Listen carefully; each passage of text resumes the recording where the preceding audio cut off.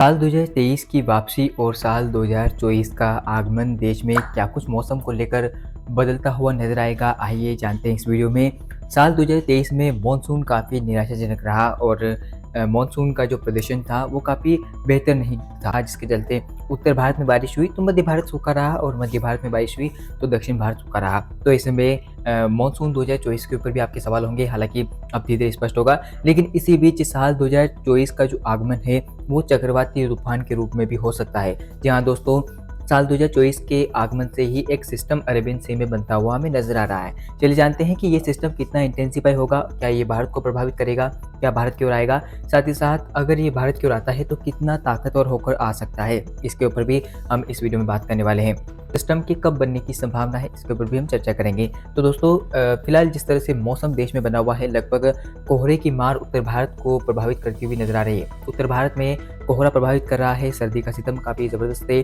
दिल्ली सहित पंजाब, हरियाणा, साथ साथ उत्तर प्रदेश के कई इलाकों में घने कोहरे के चलते जो विजिबिलिटी है वो माइनस में चल रही है और जिसके चलते यातायात बाधित हो रहा है। साथ ही साथ देश के कई राज्यों में मौसम जो है वो बदल चुका है, बादल आ रहे हैं, कुछ इलाकों में बारिश हो रही है। हालांकि इतने भी बारिश के चांसेस अभी देश में नज़र नहीं आ रहे हैं, खासकर मध्य भारत में जिस तरह से परिस्थितियां बन रही थी बारिश को लेकर। हालांकि अब वो धीरे स्पष्ट हो रहा है कि बारिश जो है वो सीमित इलाकों में होगी, जैसे कि मध्य प्रदेश के पूर्वी इलाकों में और कुछ पूर्वी राजस्थान के इलाकों में, उत्तर प्रदेश के कुछ इलाकों में और साथ साथ छत्तीसगढ़ के भी कुछ इलाकों में बारिश होने के जो आसार हैं वो अब धीरे धीरे हमें सीमित क्षेत्रों में नजर आने लगेंगे।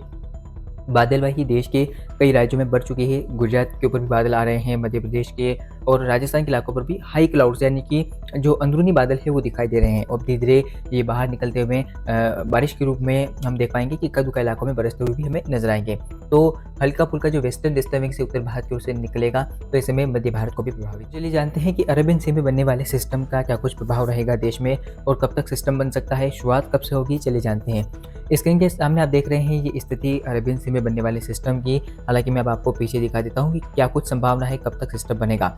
आज 30 दिसंबर है और 30 दिसंबर को अरेबियन सी में काफ़ी घने बादल है, क्योंकि आपको बता दूं कि यहाँ पर एक सर्कुलेशन बना हुआ है जो लगभग श्रीलंका के भागों को पार करता हुआ अरेबियन सी में मिला है। और अब ये सिस्टम आप देखिए यहाँ से 31 दिसंबर की स्थिति की बात करूँ तो 31 दिसंबर को धीरे धीरे आप देखिए ये कम दबाव का क्षेत्र बनने लगेगा और 31 दिसंबर को हमें उम्मीद यह है कि अरेबियन सी के अधिकांश इलाकों में जो घने बादल रहेंगे और कम दबाव का क्षेत्र विकसित होता हुआ नजर आएगा, जो आगे बढ़ता हुआ 1 जनवरी 2024 को हमें धीरे धीरे और इंटेंसिफाई और एक लो प्रेशर एरिया यानी कि वेलमा लो प्रेशर एरिया कन्वर्ट होता हुआ नजर आएगा।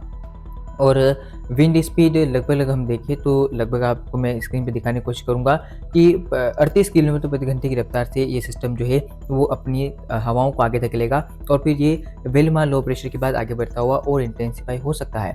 आगे बात करते हैं आगे 2 जनवरी 2024 की, तो आप देखिए कि ये सिस्टम जो है वो अब धीरे धीरे जो है भारत के तटीय इलाकों की ओर बढ़ रहा है, यानी कि दक्षिण भारत की ओर लगातार बढ़ रहा है। हालांकि अब देखने वाली बात होती है कि ये अपना टर्न कितना बदलता है, क्या ये सीधे सीधे महाराष्ट्र गुजरात की ओर बढ़ता है या नहीं। साथ ही साथ फिलहाल जो ट्रैक नज़र आ रहे हैं वो ट्रैक लगातार इसके दक्षिण भारत की ओर ही है और ज़्यादातर ट्रैक जो है कर्नाटक की ओर बढ़ते हुए नजर आ रहे हैं। तो अब आपको दिखाने की कोशिश करूँगा मैं आगे कि क्या कुछ सिस्टम बन सकता है।